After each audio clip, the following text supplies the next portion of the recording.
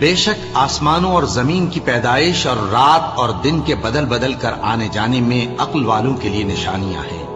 جو کھڑے اور بیٹھے اور لیٹے ہر حال میں اللہ کو یاد کرتے اور آسمان اور زمین کی پیدائش میں غور کرتے اور کہتے ہیں کہ اے پروردگار، تو نے اس کائنات کو بے فائدہ نہیں پیدا کیا، تو پاک ہے، تو قیامت کے دن ہمیں دوزخ کے عذاب سے بچائیو۔